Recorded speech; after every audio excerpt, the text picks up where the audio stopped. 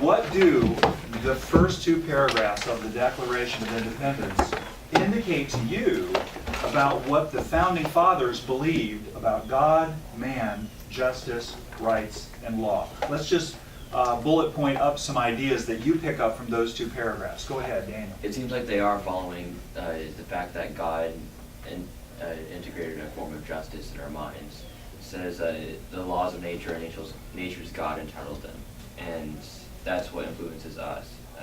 I think that's what they're talking about. Okay, so you're saying this is God's outworking where we live in the course of human events. Okay, all right. What else do you pick up? Nolan. When they say long training of abuses and usurpations, they take into account for the fallenness of man, and they say wait till you find a pattern in flawed laws or flawed rulers before you take action. All right. So you're saying they have a certain humility about their own opinions. Yes. That they could be wrong, and they understand that they're limited in their own understanding, and maybe even sinful and selfish. And so they're waiting for trends and patterns, a long train of, okay, all right, good. So they talk about rights, and they use the word unalienable. Now, what does that mean?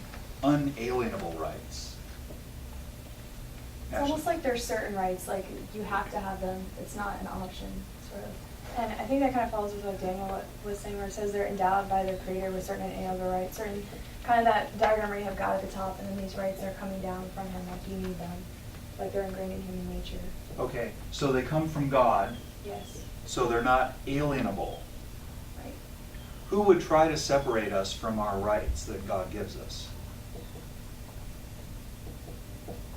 Whom did they accuse of trying to separate them from their God-given rights? The government. Yeah, which government?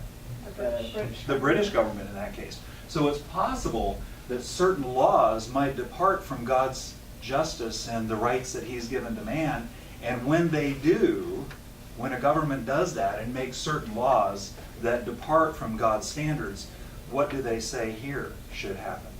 They say it's the right and the duty of the people to dissolve their bonds with that government and to create a government that they think is more just towards the people. Okay. So they're trying then, they have to alter or abolish, they said here, that form of government to try to recapture the justice that God had built into human society and nature and recapture their rights. It's almost like instead of having just a line, they have a circle where they have the government, the law, and man, and it's kind of like a curve where government is on top, and then the positive law, and then man, but then man also holds the government accountable as well, because if the government fails to do its job and help and uphold the rights of man, then the man has to take over and reestablish a better government. Okay, now, so they do recognize God, but they say that governments derive their just powers from where?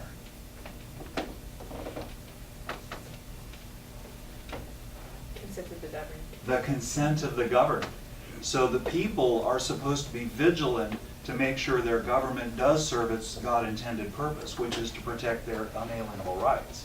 So it is all in a very nice tight circle in that sense, isn't it? Danielle? But if they're saying in here that if the government starts abusing it, that we should just throw off the government, doesn't the Bible say that we shouldn't do that in Romans 13? Thank you very much. Triple A card for that. Romans 13. Everybody take your Bibles and turn to Romans 13. Verse 2, therefore whoever resists authorities resists what God has appointed, and those who resist will incur judgment. So if we rebel against the governing authority, we're rebelling against what God has instituted.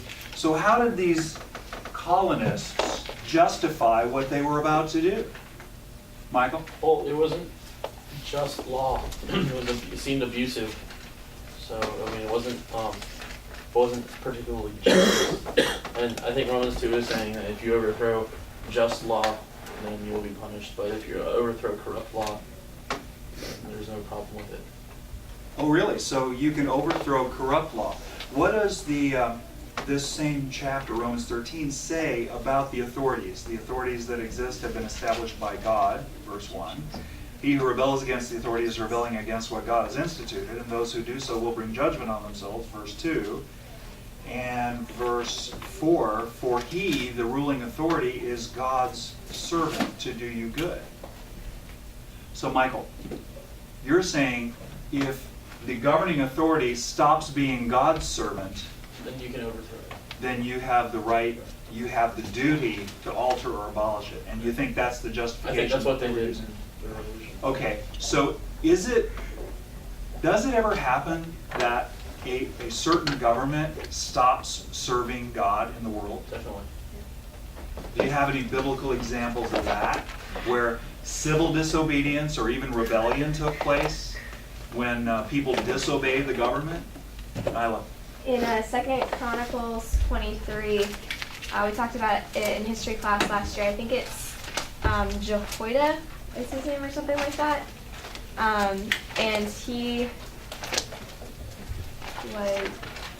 was dethroned by the people because he had failed to uphold just law, something to that effect.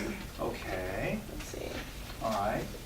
And so Romans 13 depicts the government as God's servants, right? But there are times when the government becomes God's enemy. Is that what you're saying? Yes. And so, Michael, would you say obedience to tyrants is disobedience to God? I think so. You'd be in good company. There were colonists who said that too. All right. Nathan? Also, I think the confusion comes from verse 1 when it says there is no authority except from God. A lot of people, well, like the British and other governments in history, have thought that since they were the authority, the authority was from God no matter what they did. But because that's what it sounds like. But if you use other, like the Jehoiada guy, he is an example of someone not following God's laws. So that verse must be more talking about authority should be from God, or like it's given from God, but it should also follow God's commandments, and it can be taken away from God. Not saying that all authority is righteous, Okay. which is what the British were thinking. All right. So authority on earth that's delegated from God for the good of human society, the consent of the governed, is not absolute. It's conditional. A government has authority as long as it is God's servant. When it becomes God's enemy, it loses its authority over the people. And who are the judges of that? The consent of whom? The governed.